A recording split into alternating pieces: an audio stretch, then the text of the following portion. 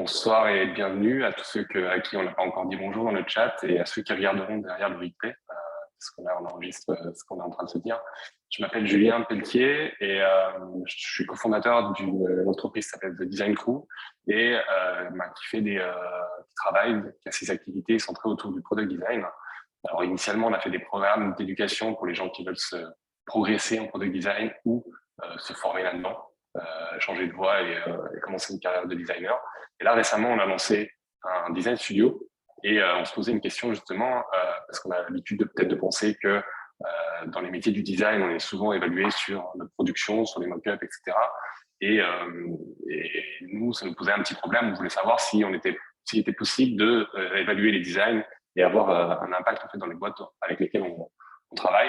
Et pour ça, on a deux invités aujourd'hui. On a Fabiano qui bosse pour Metalab et Vincent qui est un des cofondateurs de RD Studio. Je vous laisserai vous présenter tout à l'heure, nous raconter votre parcours et ce que vous faites aujourd'hui.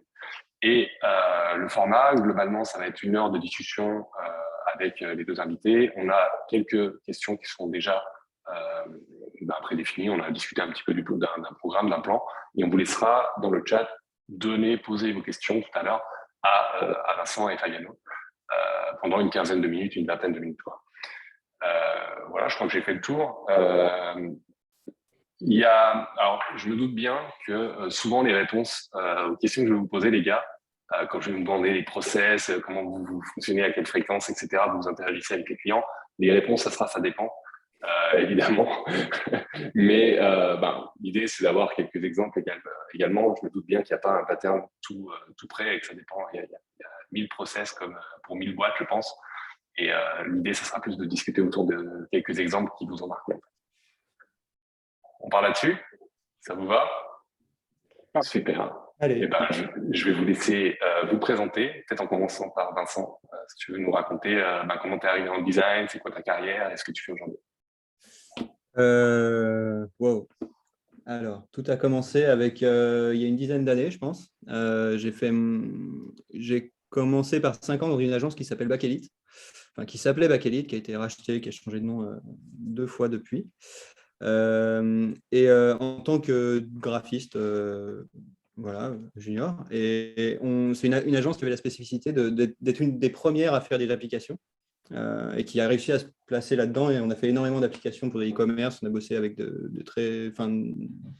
pour des clients assez gros, donc que ce soit à l'époque, c'était Vente Privée, Voyage SNCF, Allociné, ce genre de choses. Et ça a été hyper formateur. C'est ce qui m'a formé, je pense, pour Alui Design, que j'ai découvert après. Donc, j'ai découvert le nom après. Je suis resté 5 ans chez eux et au bout d'un moment, je me suis dit, tiens, je vais m'essayer au freelance. Et donc, j'ai démissionné, je suis parti en freelance et j'ai rejoint une première start-up qui s'appelait Trampoline à l'époque et pour laquelle j'ai fait à la fois, j'étais un peu le monsieur design. Donc, ça m'a permis de découvrir d'autres aspects, tels même le front development ou ce genre de choses. Il n'y avait que moi qui faisais toute la partie visuelle. Cette aventure s'est arrêtée et comme elle n'a pas rapporté énormément d'argent, je me suis mis après en freelance plutôt à travailler en tant que consultant pour des agences type UX République qui proposaient des missions un peu plus longues et très intéressantes aussi pour des clients qui avaient des produits existants et qu'il fallait faire soit évoluer, soit créer une nouvelle fonctionnalité, mais dans un cadre un peu plus, je dirais, pas professionnel, mais un peu plus mûr. Et ça a été hyper formateur aussi de travailler là-dedans. Je suis reparti après dans une autre aventure. Je me suis fait draguer par un autre gars qui m'a posé une autre aventure, une autre start-up. J'ai re-signé la Scotia et c'était pour faire une météo un site de météo pour les surfeurs. Du coup, je suis parti en Nouvelle-Zélande essayer d'apprendre le surf. Je n'ai pas réussi, mais j'ai réussi à faire un joli site, je pense. Je me suis bien éclaté, ça a duré 1 an. Et en revenant, je suis rentré là, donc j'ai de nouveau fait un virage et je suis rentré dans une banque, BPCE, qui était en train de créer une nouvelle banque finalement. Un peu comme type, c'était dans la vague des N26, Revolut, etc. Et il y avait vraiment tout à faire, tout à créer. Donc, ça a été hyper intéressant. J'ai pu recruter une équipe de 3-4 personnes. À la fin, on était 4. Et le projet, au final, a été réintégré. On a été réintégré après chez BPCE. Ils ont dissous l'équipe qu'on avait créée et ils l'ont réintégré avec leurs équipes en interne qui étaient déjà assez conséquents, qui ont un énorme pôle UX. Et quand ça s'est terminé, du coup, c'est là que j'ai rencontré Romain, que je connaissais déjà depuis un moment, mais Romain est revenu d'une aventure aux États-Unis chez Weno et il avait envie de se lancer en freelance. Et on s'est dit, bah, vas-y, on essaie de faire un truc ensemble. Et c'est là qu'on a créé RV Studio. Et RV Studio, aujourd'hui, donc on est une dizaine de personnes et on fait à la fois on est sur des sujets à la fois de bande et des sujets de produits. Et on est sur ce qu'on préfère, c'est faire des projets où il y a les deux, où on est capable de, avec le client, accoucher d'une brand et ensuite la transposer sur le produit. C'est vraiment ce qui nous excite le plus, je pense. Voilà. Je crois que sur les 10 personnes, vous êtes à peu près 50-50. C'est quoi le split à peu près sur côté brand et sur produit? Oui, c'est à peu près ça. C'est à peu près ça. En fait, on n'a pas vraiment. Tous nos designers sont à même de bosser sur des sujets de. On ne les force pas forcément à bosser que sur des sujets de brand, c'est plutôt ça l'axe. On ne les force pas à bosser spécifiquement sur des sujets de brand ou sur des sujets d'UI, c'est un peu en fonction des affinités. Après, on a quand même des profils qui sont, on va dire, lead brand et qui sont plus à même. En général, c'est eux qui commencent les sujets de brand et à dérouler faire les premières rendez-vous avec les clients, commencer à dérouler les mood boards et explorer les premières pistes. Et ils sont épaulés à ce moment-là, rejoints par d'autres profils dont l'affinité est plutôt l'UI.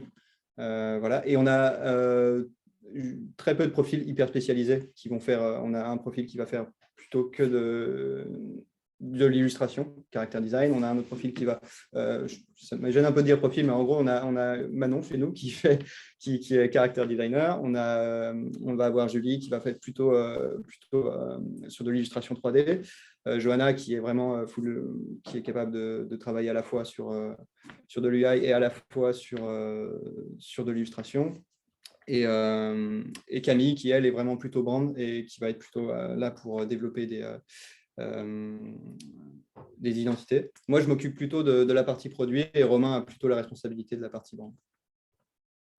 Voilà comment on s'est organisé. Très clair. Fabien, de ton côté, tu nous racontes un petit peu ton parcours? Ouais. Déjà, moi, c'est Fabiano. Je suis italien. Je suis basé ici à Lyon. Je suis product designer chez MetaLab. MetaLab, c'est une agence de produits canadien à la base, mais on dirait international, vu qu'on est remote, 100% remote. J'ai des collègues partout dans le monde. Moi, à la base, je suis ingénieur informatique. Du coup, j'ai commencé vraiment comme front-end développeur à l'époque quand j'étais encore en Italie. Après ça, j'ai commencé au bout d'un moment à me poser la question, est-ce que je veux implémenter des choses, est-ce que je suis plus intéressé par le côté idéation et recherche de problèmes et recherche de solutions. Du coup, j'ai pu finalement passer du côté design, ce qui à l'époque s'appelait tout simplement UI design, UI designer, UX designer. Jusqu'à quand, après, en fait, en travaillant, je me suis rendu compte que c'était du design du produit, ce que j'étais en train de faire. Et j'ai travaillé à l'époque, en France, dans le sud, chez Amadeus, c'est une grosse boîte, une grosse entreprise dans tout ce qui est la réservation de voyages, etc. Après, j'ai eu l'opportunité de travailler pour une start-up au Portugal, à Lisbonne, qui s'appelle Uniplaces. C'est une marketplace pour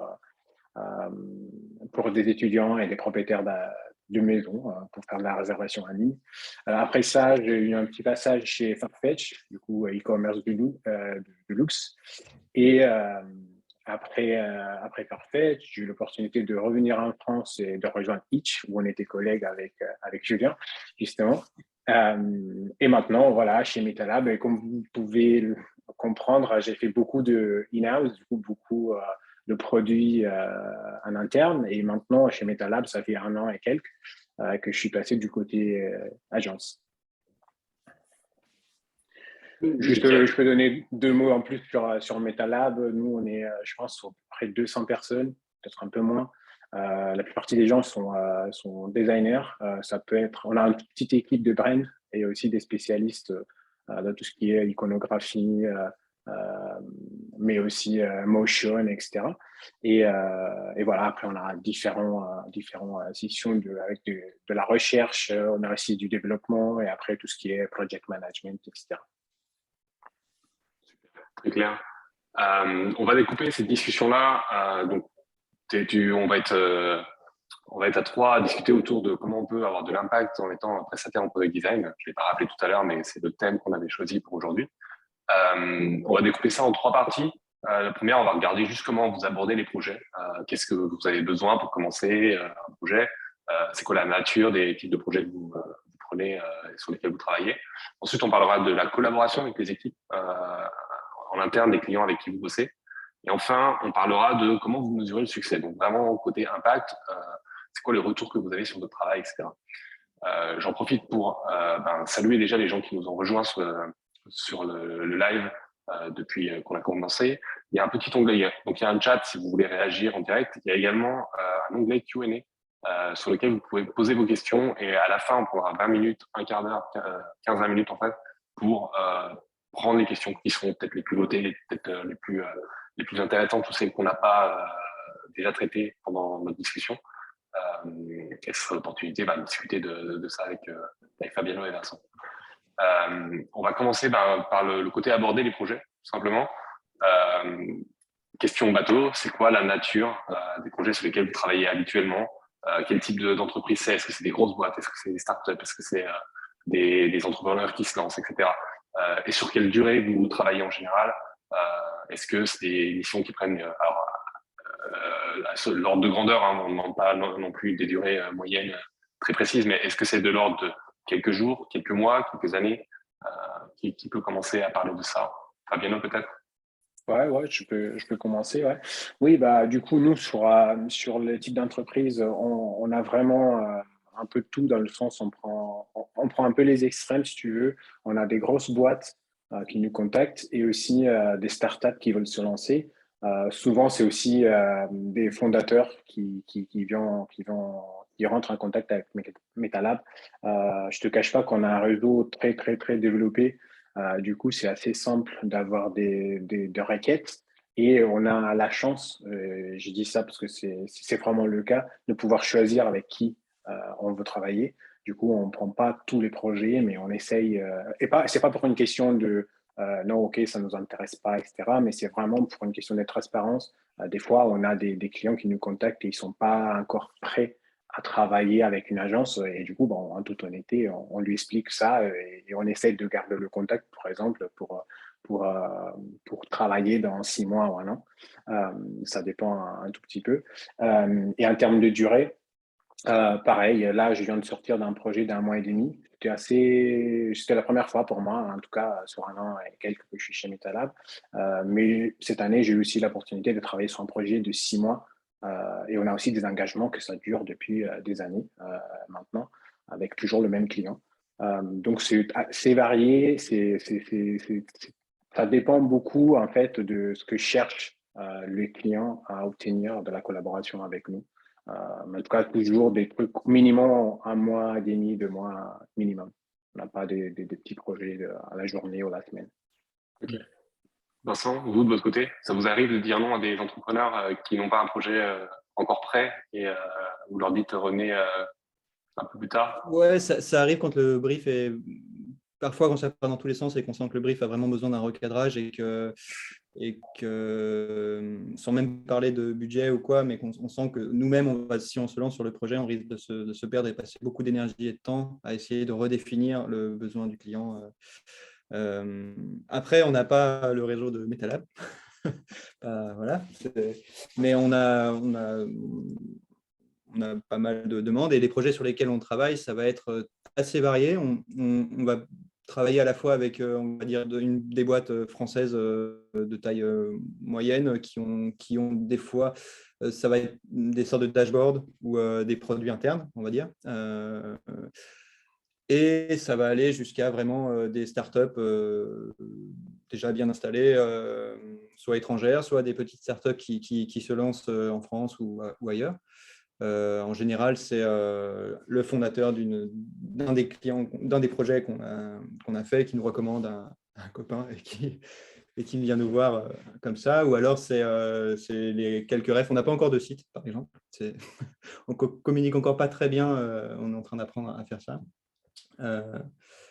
Mais voilà, les types de projets, ça va être des projets d'une durée de… C'est un peu similaire à ce que tu as décrit, Fabiano. Au final, c'est quelques mois pour, on va dire, des sites, alors du coup, c'est pas vraiment du produit, mais des sites marketing, à des collaborations d'un peu plus d'un an. Là, on bosse avec GoGuide, qui est une chaîne d'hôtels en train de se lancer. Et ça fait un an qu'on bosse avec eux sur la construction de leurs produits, la mise en place de leur design system. Et normalement, on est super content de bosser avec eux, de pouvoir continuer à travailler avec eux sur le long terme, sur les évolutions. Voilà. Ouais. Tout à l'heure, vous avez parlé de brief et que ça peut être un des éléments qui fait que avec une boîte, ça ne le fera pas. Enfin, ça ne sera pas le bon moment, pas le bon fit pour le moment. C'est quoi un bon brief pour vous? Qu'est-ce que vous avez besoin pour commencer une mission dans les meilleures conditions? Vincent?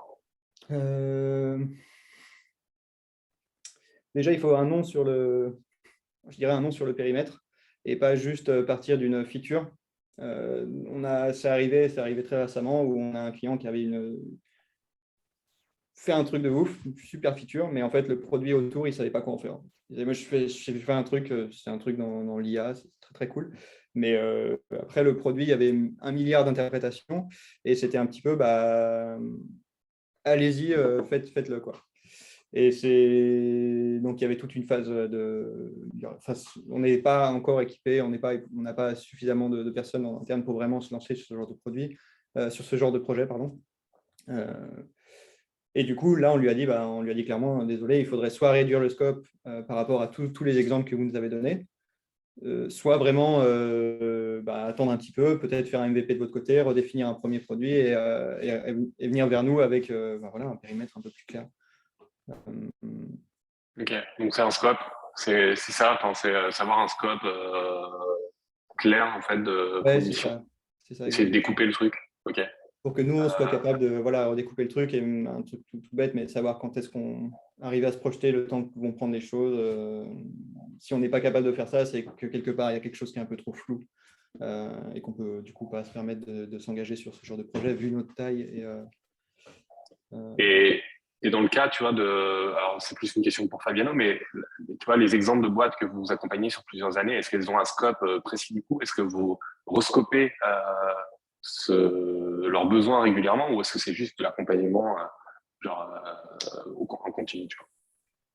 Non, en fait, à chaque fois, c'est souvent, en fait, après un premier engagement, qu'on découvre qu'en fait, il y a des autres opportunités. Et comme si le client il est satisfait parce que c'est bien passé et du coup, on a livré ce qu'ils attendaient ou même plus que ça, en fait, on est proactif dans ce sens-là et on peut en fait souligner chez le client où on pourrait aussi aider pour des prochains engagements. Donc, ça se fait vraiment d'une façon assez naturelle, assez organique. On a des gens qui sont dédiés dans l'équipe client partner. Du coup, on a des gens qui traitent vraiment la relation avec le client, qui s'occupent vraiment de ça, de faire. Ouais, ils font plusieurs choses, mais dans le nombre de choses qu'ils font, ils traitent vraiment la relation avec le client, que tout ça se passe bien, et aussi le fait de lui faire comprendre aussi des opportunités futures. Et du coup, on reprend un engagement, peut-être pour continuer, peut-être pour agrandir le scope, peut-être juste pour après, au cas où ils veulent se lancer là-dedans. Ok. Donc on a parlé de scope. Est-ce qu'il y a d'autres éléments que vous voyez pour formaliser un bon brief et qui ferait que vous êtes dans les meilleures conditions possibles pour pouvoir travailler? Ouais, moi, de mon côté, c'est compliqué pour le brief parce que justement, on a des gens qui traitent ça. Souvent, c'est un client partner avec un design director qui s'occupe en fait, de regarder un peu le brief et de parler avec le client. Après, quand ça arrive à nous, product designer ou lead designer, c'est déjà parce que c'est déjà signé. Du coup, c'était validé. Des fois, en discutant avec des collègues, j'ai pu comprendre que des fois, ce qui n'est pas trop clair, c'est soit, ouais, comme il disait Vincent tout à l'heure, soit c'est pas bien détaillé. Mais là aussi, je suis désolé, je dois dire ça, mais ça dépend. Parce que des fois, même si c'est pas très défini, c'est pas grave. Autant qu'on y pense qu'on peut apporter quelque chose et que du coup, ce qu'ils attendent, les attentes du client, ils peuvent être respectés et pas que ce soit vraiment, on n'est pas trop aligné. Donc, je pense que ce qu'on cherche, c'est d'être vraiment aligné, ce que c'est l'attente de notre côté et du côté du client. Ok, scope attente. Vincent, je sais que tu étais à deux doigts de dire quelque chose. Ouais, J'ai l'impression que tu avais envie de dire dire quelque chose. aussi avoir une bonne compréhension de. Mais alors, c'est vrai que c'est plutôt des choses un peu, enfin, je dirais soft, c'est assez. On n'a pas besoin que ce soit écrit sur le papier, mais savoir. On a besoin d'une bonne compréhension sur comment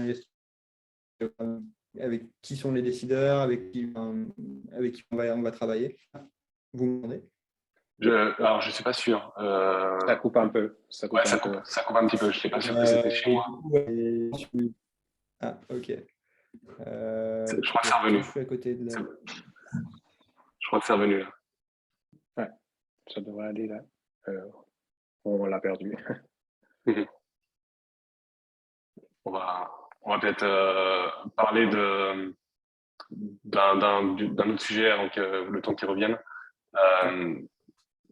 Comment tu arrives à t'onboarder facilement toi, sur des projets, tu vois, typiquement, quand tu travailles dans une boîte de VTC, comme on a pu le faire tous les deux, tu as le temps d'accumuler de la connaissance sur ce domaine-là. Là, quand c'est des prestations et que le temps il est limité, comment tu arrives à t'onboarder facilement, rapidement sur un sujet qui n'est pas le tien, que tu ne connais pas forcément? Ouais, c'est une très bonne question parce que, en fait, quand on arrive dans des projets, déjà, il faut dire que nous, les designers chez MetaLab, on peut arriver dans des projets soit au tout début du projet ou aussi en cours.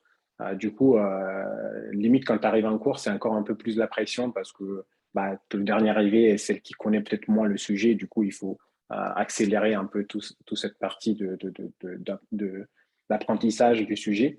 Ou sinon, quand tu commences, en tout cas, peu importe quand tu arrives, tu as toujours le producteur, qui est un peu notre project manager du projet, qui s'occupe toujours de te faire un bon notion de onboarding pour le client, le sujet, qu'est-ce qu'on va traiter, c'est quoi le scope, etc. Après, pour les compétences elles-mêmes, parce que c'est assez varié comme type de projet et sujet qu'on peut avoir à traiter, on essaye toujours de prendre le temps de se documenter. On essaye toujours, en fait, ils font, ce que je disais tout à l'heure, le client partner, il collecte tout ce qu'il peut depuis le client. Souvent, ils sont très proactifs, ils ont beaucoup de choses à partager. Après, bon, il faut quand même faire le tri et, et essayer d'organiser un peu toute cette information-là. Mais on a pas mal de choses partagées du côté du client, soit des présentations, soit des chiffres, soit des données, soit des interviews, par exemple, très important pour nous, pour essayer de comprendre comment ça se passe. Du coup, c'est un peu ça. Et quand c'est un sujet qu'on ne connaît pas trop, en fait, c'est toujours pris dans l'estimation de l'engagement qu'on puisse prendre du temps justement pour se former, nous, en interne. Et on essaie toujours de considérer ça dans l'engagement. Ça t'a pris, tu vois, sur les projets sur lesquels tu as bossé, pouvoir s'onboarder, prendre les connaissances, etc. Au maximum, ça t'a pris combien de temps sur les missions que tu as fait? Je dirais peut-être une semaine max, un truc comme ça. Après, on ne devient pas spécialiste du sujet. On va quand même apprendre au fur et à mesure des séances de collaboration avec les clients aussi. Après, si on fait de la recherche ou pas, aussi, il faut voir. Mais s'il y a une partie de recherche aussi prévue, ça va nous permettre d'apprendre encore plus. Mais ouais, je dirais une bonne semaine. Ouais, ça me paraît un peu le minimum. Ouais. Ok. Vincent, t'as récupéré. Ouais. Tu étais en train de parler de brief, si tu veux reprendre où tu en étais, et puis après enchaîner sur la question de l'onboarding sur l'émission. Oui, ouais, je disais en complément du brief, nous, c'est aussi avoir une bonne compréhension de l'équipe en face, comment elle est structurée, pour savoir si on va avoir les bons interlocuteurs pour pouvoir avancer sereinement et qu'on ne se retrouve pas trop dans un scénario où finalement on est en contact avec une seule personne qui ne sait pas vraiment ce qu'elle veut et qui te fait itérer, sans vraiment jamais chercher à valider ou à confirmer les choses. Et sinon, oui, sur comment rentrer dans un sujet, moi, il y a un truc que je fais souvent, c'est que je redessine je me fais expliquer un peu si par exemple, mettons une fonctionnalité à redesigner ou à designer de zéro, je me fais expliquer bien comment elle fonctionne et je redessine le flow avec soit sur Figma, soit juste sur papier, et j'essaye de tourner autour pour bien comprendre comment on va dire, d'un point de vue vraiment métier fonctionnel, d'un point de vue fonctionnel, comment ça s'est articulé, avant de me lancer dans la fonctionnalité. Et souvent, ça me permet de bien prendre en main un sujet, même si je n'étais pas spécialement expert dessus. Voilà, ça me permet de me réapproprier les choses. Après, je ne sais pas si c'est vraiment si tout le monde y trouverait son compte, mais en tout cas, c'est ce que je fais, ça marche à peu près. J'ai rebondi sur ça parce que c'est un bon point aussi. J'ai oublié de mentionner. Nous, en tout cas, à chaque fois qu'on démarre un projet, on prévoit au moins après ça dépend souvent, un ou deux kick-off avec le client. Et du coup, c'est vraiment des séances des fois de 2-3 heures. Ça peut être même plus. Bon, maintenant qu'on fait tout en remote, on essaie quand même de le couper en faisant des séances de 2 heures max ou 3 heures max. Mais c'est là qu'en fait, on essaye vraiment de comprendre tout ce qui se passe et on essaye de sortir l'information du client.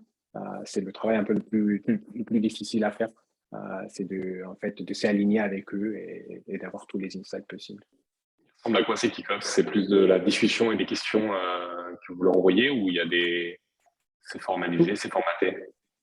Non, on a des formats, ouais. En interne, comme équipe, on va essayer de structurer un peu ces kick-offs. On essaie toujours de le découper en 2 fois, et en laissant un peu le temps entre les deux au client de digérer un peu toutes les activités qu'on a pu faire. Le premier jour, si tu veux, c'est un peu plus essayer déjà de se rencontrer, de se connaître, et faire des exercices un peu plus génériques. Après, on peut rentrer vraiment dans des activités, par exemple, de définition de fonctionnalité plutôt que, je sais pas, du jobs to be done, genre les différentes activités que tu peux avoir dans un framework un peu lean, un peu agile, si tu veux. Et on le fait vraiment au fur et à mesure par rapport à qu'est-ce que c'est en fait l'objectif de l'engagement avec le client. Mais très structuré, on a plein de templates Miro qu'on a créé, qu'on choisit, qu'on utilise et qu'on adapte aux clients. Et côté RD Studio, vos kick-offs, ils ressemblent à quoi? En général, on essaie de se prévoir à partir des documents qu'on a reçus une première liste on va dire de façon assez basique de questions, de points d'interrogation, vraiment des choses auxquelles on n'a pas compris. Et après, oui, l'idée, c'est effectivement d'interroger le client et de lui faire sortir un peu les choses et de le faire reformuler. Et en parallèle, nous-mêmes, c'est la même chose que ce que je disais tout à l'heure, refaire le flow sur papier, de se réapproprier le problème en reformulant à sa façon les choses. Je pense que c'est ça. Et après, on n'a pas vraiment de format de kick-off préétabli. C'est-à-dire qu'on n'a pas encore effectivement de template Miro ou ce genre de choses. Et très souvent, nos kick-offs se déroulent de la façon d'une discussion, effectivement, avec comme structure juste les questions avec lesquelles on arrive. Et voilà, c'est à peu près tout. Tout à l'heure, Vincent, tu parlais de s'assurer, tu avais le souci de t'assurer que tu étais avec un interlocuteur qui était pertinent, qui avait un pouvoir de décision limite en interne, tu vois. Ouais. En tout cas, qui savait qui connaissait les enjeux quoi, Ouais, voilà, ouais. du projet, quoi. Idéalement, c'est qui cette personne-là? Ça va vraiment dépendre du. Ça dépend. Par exemple, sur un projet qu'on a sur un projet qui s'appelle Mila, là, ça va être cette personne-là, ça va être directement le CEO de la boîte, parce qu'on se rend compte que soit il ne fait pas confiance au PO, et on se retrouve très, très souvent avec des PO qui qui ne valident pas les choses ou qui nous font refaire faire, parce qu'en fait, quand ils présentent au CEO, ils n'arrivent pas à le tenir. Et voilà. Donc, au final, on se retrouve dans le Slack directement avec lui. Et sinon, ce qu'on essaye le cas qui se présente le plus souvent, c'est qu'on arrive à une réunion, il y a 18 personnes en face. Et en fait, on se rend compte qu'on n'a pas besoin forcément de parler avec ces 18 personnes. Et l'idée, c'est d'arriver à isoler la personne. Et très souvent, c'est soit le PO, soit le boss de la boîte. Nous, dans les projets sur lesquels on est. Après, ce qui est aussi appréciable très souvent sur des projets qui commencent vraiment de zéro, c'est le cas par exemple avec GoGuy. Là, notre référent, ça a été plutôt le CTO, parce que c'est lui derrière qui a la main sur toute la retranscription technique vraiment des fonctionnalités. Et c'est lui qui va être en avance même sur nous, sur les besoins qu'il a en termes de fonctionnalités à designer. C'est lui qui a ces clés-là et qui va être capable de nous dire oui, ça c'est possible et non, ça c'est pas possible. Et du coup, sur ce genre de projet, ça peut être intéressant de plutôt privilégier une relation avec quelqu'un plutôt de la partie technique chez le client. Que plutôt quelqu'un d'équipe marketing, par exemple, qui a aussi beaucoup de choses à faire et qui ne peut pas forcément s'occuper de revalider avec le CTO les choses. Et après, ça nous est arrivé de conseiller c'était le cas pour un autre client où la personne en face de nous gérait énormément de sujets et de lui conseiller de prendre quelqu'un un PO, tout simplement. Et du coup, de recommander des profils qui ne font pas partie de Hervé, qui intègrent leur équipe. Et après, c'est avec cette personne-là qu'on discute et ça restructure vraiment les choses. En général, on voit très, très vite la différence. Ok. Et chez MetaLab, avec qui vous travaillez, vous? Alors, nous, on essaye toujours ce que je disais, c'est le travail qui fait un peu le client partner. Ils ont toujours un point de contact. Ils essaient de définir ça dès le début avec le client. Si c'est une grosse boîte, c'est déjà arrivé en fait de travailler avec l'équipe qui va être responsable en interne chez eux. Et du coup, on revient sur la structure d'une équipe produit assez classique. Et au fur et à mesure, on essaye de limiter au maximum le nombre de gens qui vont participer à différentes réunions. Au kick-off, on essaye d'avoir un peu toute l'équipe. On essaye de créer un peu cet esprit. C'est pas nous et vous, mais on est vraiment ensemble dans ce travail.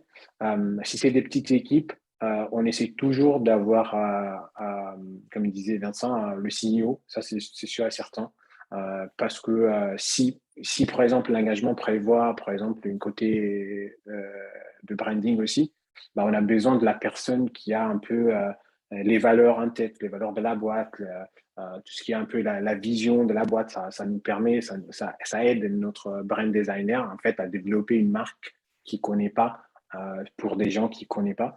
Du coup, c'est assez important. Et après, au fur et à mesure, on essaye, on a des rituels, un peu comme ça peut arriver dans une équipe produit, où tu auras différents profils qui vont participer. Ça peut être, tout le temps, tu auras toujours un project manager côté du client. S'ils ont une équipe de design, bien sûr, tu auras peut-être le lead designer ou toute l'équipe, ça dépend de la taille. Et les développeurs, oui, pareil. Donc, c'est pas très, très différent de ce que tu peux avoir en interne dans une start-up ou dans une boîte produit. Ouais.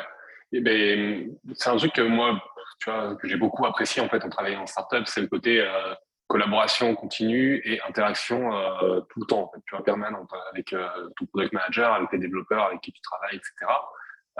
Est-ce que ça, vous arrivez à le refaire, à le retranscrire, tu vois, à le recréer en tant que presta, ou est-ce que c'est des échanges qui sont un peu plus asynchrone, en différé, etc. Est-ce que vous arrivez vraiment à vous sentir intégré dans les équipes et à collaborer très très fréquemment avec les clients, avec les équipes de vos clients? Fabiano, vas-y. Ouais, j'ai l'impression que oui, dans le sens que on a vraiment cette relation, on peut communiquer avec les clients, on ne doit pas passer forcément par quelqu'un pour aller poser une question au client. Genre jamais j'ai dû demander à mon manager est-ce que je peux écrire au client pour lui demander ça et ça, par exemple. Et pareil, le client, il ne se pose pas trop de questions, pas trop de problèmes dans le sens où il vient nous poser des questions directement. Donc ça, c'est sûr. Après, ça dépend un peu aussi de comment le client, il veut il veut participer. Je te fais un exemple très simple, un des projets récents sur lesquels j'ai pu travailler. On avait un peu l'impression que le client, il comprenait pas trop comment on arrivait à certaines solutions. Parce qu'en fait, on avait un meeting tous les semaines où on montrait où on était, on faisait un point avec le client et il ne comprenait pas trop comment on était arrivé là. Du coup, à la place de, à chaque fois, à chaque semaine, faire une sorte de présentation où après on avait des questions qui n'étaient pas trop pertinentes, on a commencé à faire des séances de collaboration avec eux où en fait on montrait le procès par lequel on passait pour designer certaines choses, qu'est-ce qu'on prenait en considération, qu'est-ce qu'on en fait on se disait non peut-être c'est pas trop pertinent, etc. Et comme ça, en fait, on a pu voir le changement, le type de questions et le type de retour qu'on avait quand en fait après on faisait la présentation avec le reste de l'équipe, parce qu'en fait chez eux, ils arrivaient à communiquer en interne et se passer cette connaissance en interne. Du coup, les réunions, les meetings, les rituels lesquels je parlais tout à l'heure, ils deviennent plus efficaces parce qu'en fait, tu coupes un peu tous ces retours qui ne servent pas à grand-chose. Et on fait ça justement juste en ouvrant notre procès aux clients. Ça peut être en partageant de suite notre fichier Figma. Souvent, on travaille avec le client qui passe par là et jette un coup d'œil.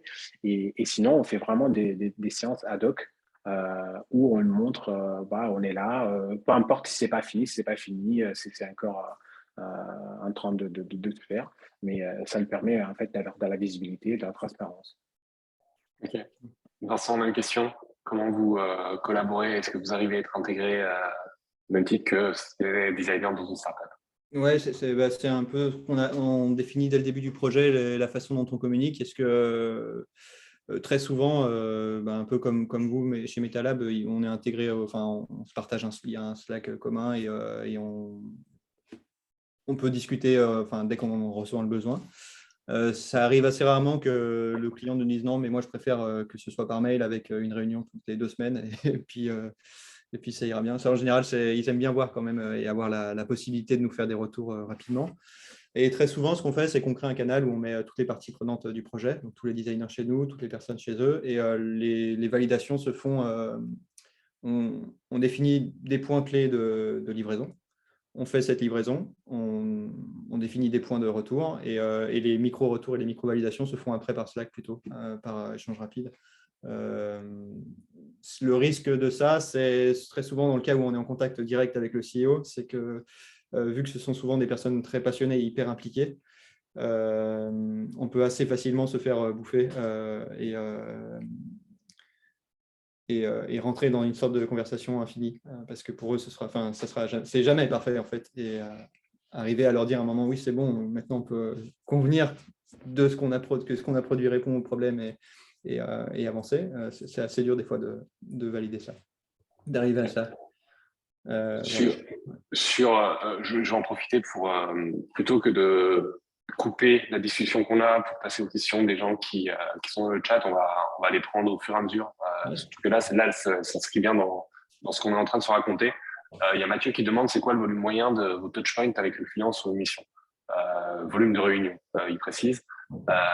Est-ce que, on peut faire une estimation sur une semaine, par exemple, de combien de temps vous passez en réunion avec les clients, vos clients, sur une mission? Dis-moi, Mathieu, si c'est ça à peu près la teneur de ta question dans le chat. Je vous laisse répondre, Fabiano, vas-y. Ouais, moi je dirais peut-être 2 heures.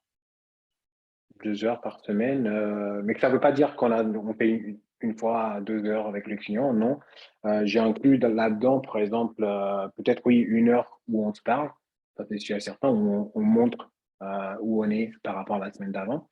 Mais j'ai inclus aussi toute la communication anarchique qu'on essaie de faire. On utilise Loom beaucoup chez MetaLab.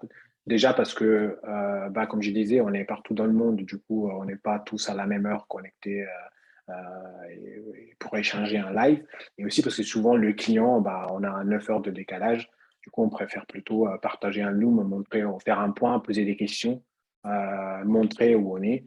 Et du coup, laisser le temps au client en fait, de regarder ça, de mettre pause, de réfléchir, de poser la question en interne, de revenir vers nous plutôt qu'avoir un meeting live où en fait tu le présentes peut-être, je sais pas, 4-5 parcours nouveaux que tu as créés et eux, ils ont genre 30 secondes pour te donner une réponse. Ça, c'est pas trop efficace. Du coup, on essaie plutôt d'éviter ce genre de présentation et faire plutôt des critiques, si tu veux, en async. Du coup, je dure 1 heure tous les semaines avec les clients live et ouais, peut-être 1 heure et demie pour organiser tout ce qui est en async. Tu peux donner en 2 mots tu vois, ce que c'est Loom pour les gens qui ne connaissent pas Loom? Oui, pardon. Ouais, pardon. Loom, c'est une outil qui nous permet en fait d'enregistrer l'écran et de parler, de montrer en fait pour juste montrer. Nous, on l'utilise pour les feedbacks. Du coup, on montre, on décrit quelque chose, on pose des questions en montrant en fait, par exemple, les écrans plutôt que certains parcours, certains flows. Euh, et c'est tout enregistré, c'est en ligne et après le client, il peut revoir ça quand il veut, il peut commenter, etc. Il peut le partager avec des autres. C'est vraiment très cool comme outil. Ouais. Vincent, vous l'utilisez aussi? Comment ça se passe Ça chez vous? va. On a beaucoup de cas différents et Loom, on ne s'en sert pas souvent. Ça nous arrive, mais on ne s'en sert pas systématiquement. Mais c'est vrai qu'on devrait parce que c'est assez cool pour passer justement pour présenter un flow. Ça permet au client effectivement de pouvoir prendre le temps d'assimiler les choses au rythme où il le veut. Après, nous, ce qu'on fait souvent, c'est qu'on bosse sur 2 fichiers. On fait à chaque fois 2 fichiers différents. On fait un projet internal, projet external. Quand on fait nos réunions, très souvent, on prépare, on organise un peu nos écrans sur le internal. On lui présente dans le internal avec toutes les pistes, même les brouillons, où on peut être amené à lui présenter des choses qu'on avait abandonnées pour arriver aboutir à ce qu'on lui présente aujourd'hui. Et à la fin de la réunion, on lui remet toujours tout dans un fichier external avec la date du jour. Voilà. Et on lui dit, ben voilà, maintenant, si on n'a pas besoin d'arriver à une validation à la fin de cette réunion, si ça dépend aussi du but qu'on se fixe à chaque réunion, on vous laisse aller poser vos commentaires sur le Figma et revenir sur ces parcours. On leur explique s'il y a des prototypes. Très souvent, c'est assez rare qu'on présente des maquettes sans avoir enfin, si c'est un parcours sans avoir un prototype associé pour simplifier, la lecture des écrans.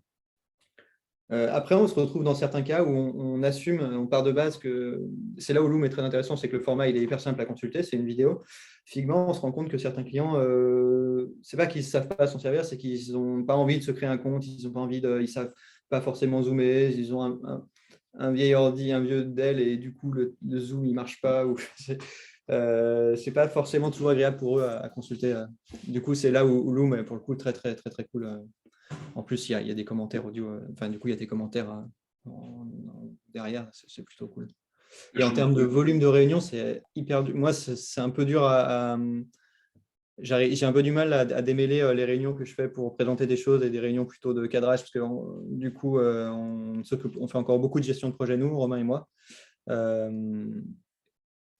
Et du coup, c'est vrai que je passe la moitié de mon temps en réunion, donc j'ai un peu du mal à démêler celles qui sont vraiment de l'ordre de la présentation d'une maquette. Mais après, je pense que ça, c'est vraiment important, par contre, en tant que product, après, chacun est différent, mais de s'autoriser un contact direct avec le client et de ne pas juste sanctuariser les retours à une seule réunion qui serait par semaine, mais de vraiment plutôt…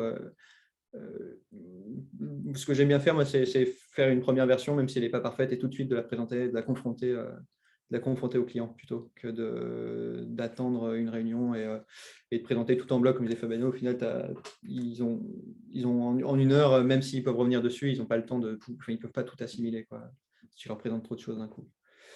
Du coup, le risque que tu as avec ça, très souvent, c'est qu'ils disent « ouais, c'est trop cool », ils sont satisfaits pendant un temps, et en fait, tu te rends compte que tu fais évoluer après tel ou tel parcours et tu te rends compte qu'en fait, ils n'avaient pas bien compris peut-être telle ou telle chose que tu avais présentée, ou même s'ils l'avaient compris, mais ils n'avaient pas bien vu les enjeux. Et finalement, on se rend compte que la proposition qu'on a faite, en fait, elle ne fonctionne pas forcément bien. Et du coup, tu as un peu tout le château de cartes qui s'effondre, alors tu essaies de le recoller comme tu peux. Donc, c'est pour ça que avancer plutôt par micro-itération et step by step, enfin, petit morceau par petit morceau, c'est à privilégier, je pense. Ok, Il y a, toujours sur la collaboration, on va parler d'une petite question qui a été posée par Asni dans le chat également. On l'a fait rapide parce que j'aimerais bien parler de la mesure du succès, du follow-up sur l'émission, tout ça, pour vraiment parler de l'impact. Est-ce que vous êtes intégré au rituel des clients qui font spécifiquement pour eux des daily, des sprint reviews, etc. Non. Non. Vincent non plus. Je suis arrivé sur quelques projets, mais très honnêtement, du coup, il faut être impliqué vraiment à plein temps sur ce projet. Pour moi, c'est vraiment être un peu comme en interne, quoi. C'est l'équivalent d'être en interne chez un client, je pense, pour pouvoir participer à ces rituels-là. Ok. Super intéressant. Donc, on va passer à cette partie sur l'impact, le follow-up. Question générale, comment vous mesurez l'impact de votre travail? Comment vous savez que vous avez fait du bon boulot à la fin du projet? Vincent? Si on est payé vite, en général, c'est bon aussi. Non, de façon des fois très factuelle, on a des tests utilisateurs derrière. On peut avoir des sessions de tests un peu plus importantes qui permettent de valider tout un parcours dans la globalité de tout ce qu'on a fait, parce qu'évidemment, on teste en permanence, soit de façon très formelle, soit de façon un peu informelle juste en montrant, en faisant tester des prototypes, soit de façon formelle, en ayant une base d'utilisateurs et en allant faire tester en présentant un proto sur Maze ou voilà. Et parfois, il arrive que le client organise vraiment un test final, dire bah, OK, maintenant, nous, on va vraiment valider ce parcours que vous avez fait. Et c'est un peu stressant des fois parce que c'est un peu, on se dit, bah oui, mais après, on n'a pas forcément le temps de pouvoir corriger et appliquer les résultats du test, qui est un peu, du coup, un non-sens de faire ce truc-là. Sinon, il y a aussi moi, ce que j'aime bien, mon côté un peu développeur qui est en moi. Ce que j'aime bien, c'est quand les développeurs me disent « Ok, c'est cool, on a bien pu prendre en main vos écrans, on a bien pu prendre en main les composants que vous avez faits. Il y a une logique, ça se déroule bien. » Ça, pour moi, c'est aussi un marqueur de satisfaction. Et puis, il faut regarder aussi les avis sur les stores, hein, en général. Parce qu'il peut y avoir une grosse partie qui reste aussi dans les mains du client, mais très souvent, on y retrouve aussi des feedbacks qui nous sont directement adressés. Et voilà, je me souviens d'un truc tout bête, mais un projet que j'avais fait longtemps pour l'aéroport de Toulouse, où j'avais fait une icône d'avion, on a l'impression que l'avion allait s'écraser. Et il y a un mec qui a mis ça dans les commentaires, personne ne me l'a jamais remonté. Je me suis dit, ah bah oui, c'est complètement con d'avoir fait ça. Ok, merci, je prends note. Voilà, ouais. Super. Donc, si je résume, des tests utilisateurs et des marqueurs, des témoignages, entre guillemets, de l'équipe qui dit qu'ils ont réussi à prendre en main ce que vous avez fait. Ouais. Ok. Fabien, de ton côté, je mets à là pour vous mesurer le succès de vos missions. Ouais, alors pour nous, déjà, bah, si un client il revient aussi, ça paraît bête, mais c'est important. On a aussi des case studies qui sortent de temps en temps. En fait, comme je disais tout à l'heure, l'équipe du client partner, il reste aussi en contact avec le client, peu importe si on a un projet actif ou pas avec ce client-là, mais justement pour prendre des infos, pour savoir comment ça s'est passé, s'ils ont pu implémenter. Parce que des fois, on a des projets que c'est à très long terme. Du coup, c'est compliqué de savoir l'impact. Bien sûr, on teste ce qu'on fait, mais après, c'est une autre question quand tu le mets en prod. Déjà, est-ce qu'il va être implémenté de la même façon comme il était designé? Oui et non, ça dépend. Euh, ça peut être, genre, on n'a pas des résultats immédiats parce que, bon, voilà, ça peut prendre 6 mois, 1 an, 2 ans pour implémenter quelque chose par rapport à la vitesse du client. Bien sûr, quand c'est quelque chose qui part en prod de suite, bah, en fait, on a souvent le client qui nous fait les retours, soit c'est proactivement notre équipe qui va demander. Et j'ai l'impression que ça passe de plus en plus. Je le vois en interne, en fait, quelqu'un de l'équipe client partner qui partage justement des chiffres d'impact. Je fais genre des métriques, hein, je vais faire un exemple tout bête, mais je sais pas, des conversion rates plutôt qu'autre chose qui augmente grâce au travail qu'on a fait. Mais deux fois, ça paraît bizarre, mais des fois, tu as des clients qu'en fait, ils viennent juste pour avoir quelque chose au long terme. Et limite, c'est pas dans les attentes d'avoir un impact dans l'immédiat. Ils préfèrent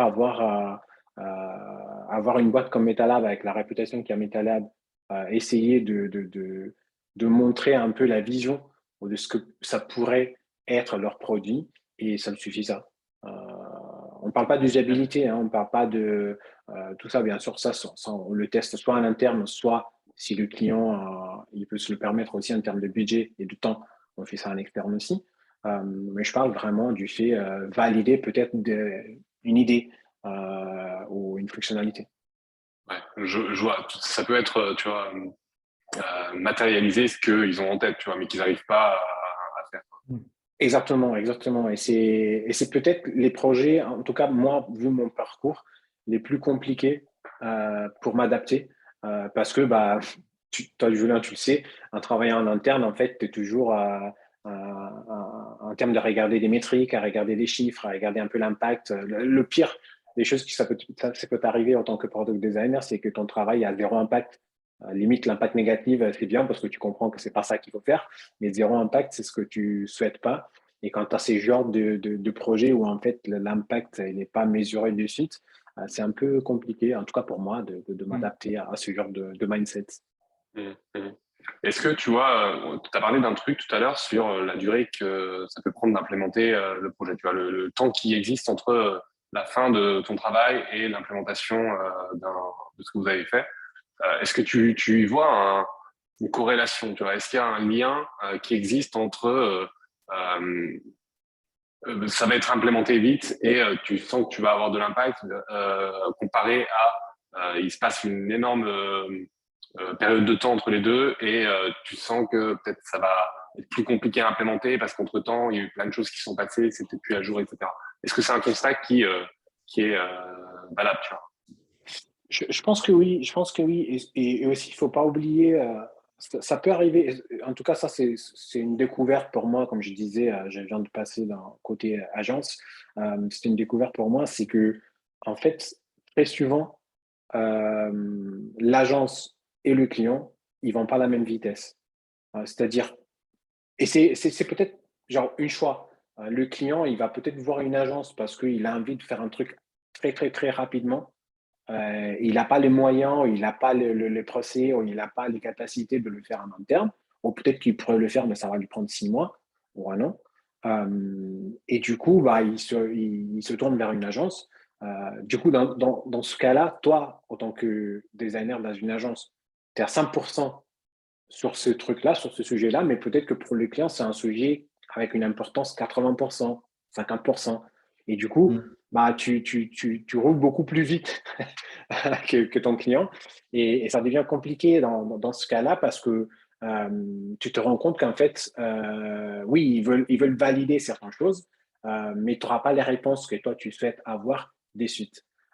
Versus des autres clients, ouais, donc je dis pas qu'on ne fonctionne pas un sprint comme tu peux fonctionner. On fonctionne un sprint, mais pas de la même façon comme ça pourrait être en interne. C'est-à-dire que tu as des points tout le temps avec des devs qui vont implémenter des choses que toi, tu as designé le sprint avant ou deux sprints avant. Ça, non. Mais ça peut arriver qu'il y a du développement qui démarre pendant qu'on est encore dans l'engagement. Ça, oui. Ok. Et Vincent, même question, tu vois, est-ce que tu vois une corrélation entre le temps qui existe entre l'implémentation et ton travail et le succès d'une mission?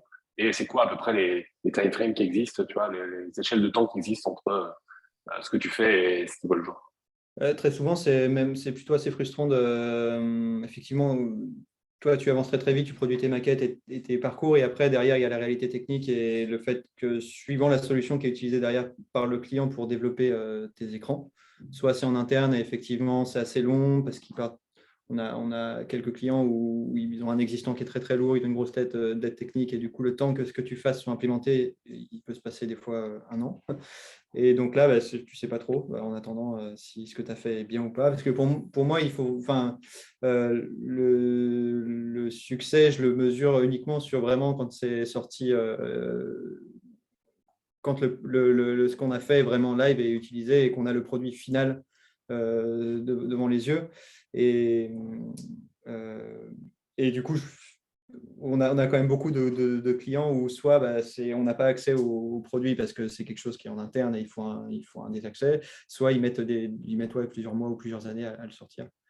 Du coup, j'ai un peu du mal après à avoir une corrélation entre le temps qu'ils mettent à l'implémenter et, et le succès. Parce que on est vraiment pas, on a très, nous en tout cas sur les projets qu'on fait, on a assez peu la main sur justement la durée de développement après derrière, quoi, la durée d'implémentation.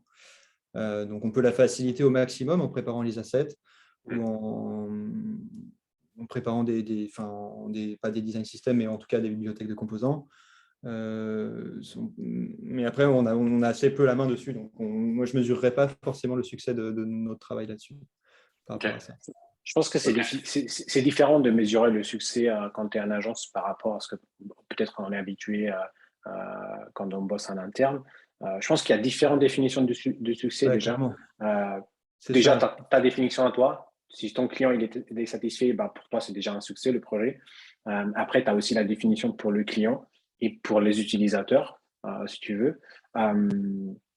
Mais voilà, avec ces différentes définitions, c'est un peu compliqué de savoir. Après, c'est même pas avoir la main dessus sur le développement ou pas. Nous, on fait aussi de développement en interne. Des fois, c'est juste, tu as besoin de temps pour savoir si ça a bien marché ou pas. Et du coup, ouais, je pense qu'un conseil à donner, c'est essayer toujours de rester en contact avec le client. Faire des points, ça peut être un mail, ça peut être un Slack, peu importe, Ouais.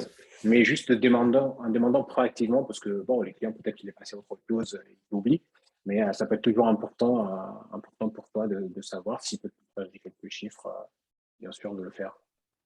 Ok. Donc, votre succès, enfin, pour vous, le succès de votre mission est décorrélé du succès, il peut être décorrélé du succès de celui du client, quoi. Ouais, il peut être décorrélé. Après, on essaye quand même de dire et donner des pistes de quoi mesurer et de comment le client il devrait aussi définir son succès. On essaie en fait, on essaie un peu aussi de faire de l'apprentissage de ce côté-là pour le client, parce que peut-être des fois, il se focus sur des chiffres qui n'ont rien à voir, qui ne sont pas importants. Et du coup, on essaye toujours d'expliquer aussi, OK, quand vous prenez ça, gardez en tête qu'il faut peut-être, je sais pas, mesurer tel point à tel endroit, etc. Et le succès aussi, c'est vrai que c'est un peu tricky parce qu'il faut le définir. Et en plus, il est rarement total et absolu. Et c'est toujours intéressant effectivement de revenir vers le client et lui dire est-ce que vous êtes satisfait, ou même de façon très informelle un peu en discuter et dire ah oui, ouais, c'est super, les clients trouvent que c'est beaucoup plus facile par exemple de s'onboarder, mais bon, c'est vrai que là-dessus on n'avait pas anticipé que, je prends un exemple, je sais pas, que tel ou tel truc mettait 6 mois, 2 semaines à être livré. Du coup, on a beaucoup de frustration là-dessus parce qu'on n'a pas prévu forcément des écrans ou un parcours d'attente. Et du coup, c'est toujours des retours qui sont bons à prendre aussi pour soi, en tant que designer. Et puis aussi pour entretenir la relation avec le client, pour dire cool, si vous voulez, on peut bosser une des deux. Ouais. C'est toujours bon à prendre. Super. Il y a une question qui était assez longue dans le chat qu'on va prendre, que je vais essayer de reformuler, qui est assez précise. Je vais essayer de la rendre un peu générique. Et moi, j'ai une dernière question que j'ai envie de poser, et après on arrêtera parce qu'on est déjà 20h. J'ai pas trop envie de vous prendre trop de temps. Là, la question qui est posée dans le chat, elle concerne les backlogs vides des PM et d'être dans l'urgence de devoir occuper des développeurs, entre guillemets, et le travail de conception et le temps de conception que vous pourriez avoir besoin pour avant de pouvoir envoyer quelque chose aux développeurs. Comment vous gérez cet aspect-là, d'être dans l'urgence de devoir faire de la recherche utilisateur, des wireframes, de l'idéation, etc. Et un PM qui peut être un peu pushy pour, entre guillemets, occuper des développeurs. Moi, en agence, ça m'est jamais arrivé. Voilà, si le cas arrive. Moi, en tant qu'agence, ça m'est jamais arrivé ce cas-là. Dans le sens que le client, il sait qu'il va travailler avec toi sur certains sujets. Du coup, ouais, il n'y a pas une pression du PM côté client qui te dit je dois faire quelque chose à mes développeurs. Non, c'est pas du tout le cas parce qu'il vient de nous voir justement pour des sujets un peu plus grands euh, sur lesquels en fait on se met d'accord. Oui, nous on aura besoin de X semaines pour faire de la recherche, X semaines d'idéation et X semaines de prototypage et validation, etc. Du coup, une fois qu'on démarre, bien sûr, ça peut changer, on peut s'adapter, mais une fois qu'on démarre, normalement, ils signent pour ça. Donc, non, on ne va jamais perdre du temps, entre guillemets, à créer quelque chose juste pour le donner à un dev qui n'a pas de travail. Ça, c'est au client de gérer en interne Ouais, son équipe. ça arrive assez rarement. C'est arrivé. Ouais, les quelques fois où ça a pu m'arriver, en tout cas, ça s'est vérifié qu'en fait, finalement, les devs n'étaient pas aussi dispo qu'ils le pensaient et très, très vite, ils se sont retrouvés surchargés. Et au final, le délai qui avait été donné pour faire les maquettes était bien plus court que le délai qu'on avait en réalité. C'était un peu un excès d'optimisme et de confiance en son équipe de développement de la part du client qui nous a dit ouais, il faut que tout soit fait en un mois alors qu'en fait il fallait 1 an et demi pour faire le projet, quoi. Et ça a pris 1 an et demi et on n'a pas, et les devs à aucun moment ont été en attente de quoi que ce soit. Voilà. Après, c'est aussi arrivé à dire enfin, c'est vrai que le seul danger moi, que je vois là-dedans, c'est soit de s'engager à le faire et de le faire mal, du coup, de livrer quelque chose qui va être un peu trop rapide, mais après, bon, bah, si le client est super content, bah, peut-être que ça marche, je ne sais pas. Soit effectivement de s'engager à le faire, mais de ne pas arriver à tenir le délai au final. Pour moi, c'est les deux principaux pièges à éviter et à arriver à quantifier. Le premier étant, à mon sens, peut-être un tout petit peu moins grave parce que corrigeable que le fait de ne pas tenir les délais où du coup, tu te retrouves avec une équipe qui a été bookée et qui ne peut pas travailler du coup et où tout le monde est bloqué derrière et impacté. Ok. Ouais. Je vous ai promis une dernière question. Elle concerne la data. C'est souvent corrélé à l'impact. Est-ce que vous arrivez à avoir des data de la part de vos clients? Typiquement, alors ça peut prendre différentes formes, mais typiquement, vous bossez sur un flow de conversion, d'inscription, et est-ce que vous arrivez à avoir de la data sur le taux de conversion de ce flow-là? Si le client il a connaissance de ces data-là, oui. Ça peut arriver que non. Mais Demander de toute façon. ouais, on demande normalement. Ouais. Moi, je me suis fait taper sur les mains déjà sur certains projets parce que je demandais justement ce genre d'infos. Ah ouais. Et des fois, c'est. Non, mais taper sur les mains dans le sens, des fois, on n'y pense pas parce qu'on regarde un peu plus au global. Et moi, c'est peut-être ma formation un peu plus in-house. C'est le premier truc à lequel je pense si je demande. Après, oui, c'est des fois, genre, je me suis fait taper sur les mains dans le sens que on avait déjà demandé au client et le client n'avait pas la réponse. Mais c'est quand même quelque chose qu'on essaye toujours d'obtenir et de garder en tête pendant l'engagement. Mais c'est sûr que des projets dans ce sens-là, de taux de conversion, par exemple, d'un checkout e-commerce, je n'ai pas vu, moi, chez MetaLab. Je ne pense pas trop sur ça. Okay. Ouais, Et toi, Vincent? faut les demander. Nous, ça m'est arrivé, moi, spécifiquement sur un projet où ils m'ont filé un accès je ne sais plus comment ça s'appelait, c'est un outil Microsoft, mais en gros, on avait un espèce d'énorme dashboard avec toutes les métriques. Mais sinon, c'est très souvent de façon informelle.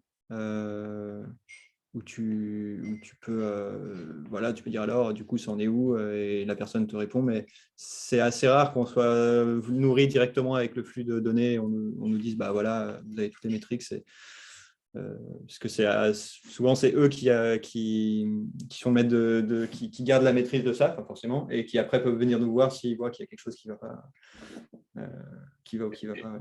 Et est-ce que ça vous aiderait dans votre travail? Ouais, je pense. Ouais, totalement. Après, Ça peut être bien assez sûr. déprimant des fois. Ouais. Non, Aussi. mais après, ça dépend aussi si c'est un projet plutôt d'idéation, etc. Non, Oui. limite, Ouais. c'est pas trop intéressant sur ça. Mais si c'est pour quelque chose d'un peu plus concret, oui. Et quand je disais tout à l'heure qu'on a quand même des équipes en interne qui préparent un peu tout l'onboarding pour les designers, bah, notamment, on a des templates Notion aussi pour ça. Et on a une section normalement où ils essaient de remplir avec les données par le client. Après, bien sûr, si on trouve que ces données-là, ils n'ont pas trop de sens ou que ça manque quelque chose, on peut voir ça pendant le kick-off avec eux et du coup essayer d'avoir accès directement. Ouais. C'est vrai que la donnée qui t'envoie, des fois aussi, il faut faire gaffe à ce qu'elle soit pertinente. Et en fait, des fois, il y a tellement de parties prenantes entre toi, ton travail de designer et au final, la conversion d'un prospect en client. que des fois, tu peux te dire, OK, ça n'a pas l'air de convertir, mais en fait, ce n'est même pas ta faute. Enfin, c'est pas l'histoire de désigner quelqu'un, mais ce n'est pas forcément la faute que du design. Et il peut y avoir énormément de facteurs. Donc, faire gaffe aux données aussi. On peut se retrouver avec une masse de données qui, en fait, ne sont pas forcément pertinentes. Bien sûr. Mais C'est le comme un but, interne. comme disait Fabiano à un moment, c'est demander au client est-ce que vous êtes satisfait du taf et la question c'est est-ce que ça convertit bien, est-ce que tel truc, tel problème que vous avez identifié sur lequel vous vouliez une croissance ou quelque chose, ça se passe dans le sens que vous voulez. Voilà, c'est plutôt informel. Et Après, il ne faut pas oublier que ce n'est pas que le développement sur lequel on n'a pas la main dessus. Limite, ce n'est même pas trop ça pour moi le problème. Limite, c'est plus la stratégie produit que la boîte après va mettre en place pour shipper justement ce travail qu'on a fait en collaboration. Je pense que ça, il y a beaucoup plus d'impact sur le succès que le fait, en fait, OK, est-ce que ça va être développé dans 3 ans différemment? Mais juste pour faire un exemple tout bête, hein, mais si en fait on fait le redesign d'un gros partie de ton application et toi tu le ships tout d'un coup, bah, ça va être impossible pour toi de mesurer le succès. Et c'est ça qu'on n'a pas la main dessus. Et moi, je trouve que c'est ça le plus gros problème pour mesurer le succès. On peut essayer de le mitiger en faisant du dev en interne, essayer de faire un deuxième engagement, etc. Mais c'est très rare. En tout cas, j'ai pas vu souvent ça, moi, avec ma petite expérience agence pour l'instant. Ok, super. J'espère qu'on a fait le tour du sujet. On va s'arrêter là pour ce soir. On a un petit peu dépassé le temps qu'on s'était accordé. Je vous remercie tous les deux, Fabiano, Vincent. J'espère qu'on aura l'occasion de se croiser. Je sais que Fabiano, nous, on se croise en très peu de temps. Vincent, on a appris tout à l'heure que tu n'étais pas très loin pour les voisins. Donc, on essaiera de se croiser. Ouais. Merci tout le monde dans le chat, ceux qui sont restés jusque-là et ceux qui nous regardent en replay aussi et ceux qui sont passés. J'espère que ça vous a plu, j'espère que c'était intéressant. On refera d'autres événements sur d'autres sujets. On a plusieurs idées en tête. Voilà, tout simplement. Je vous souhaite une bonne soirée à vous deux et à tout le monde dans le chat également. Et puis à bientôt. Merci Julien, merci Vincent, merci tout le monde. merci Design Crew. Salut. Salut. Ciao. Ciao.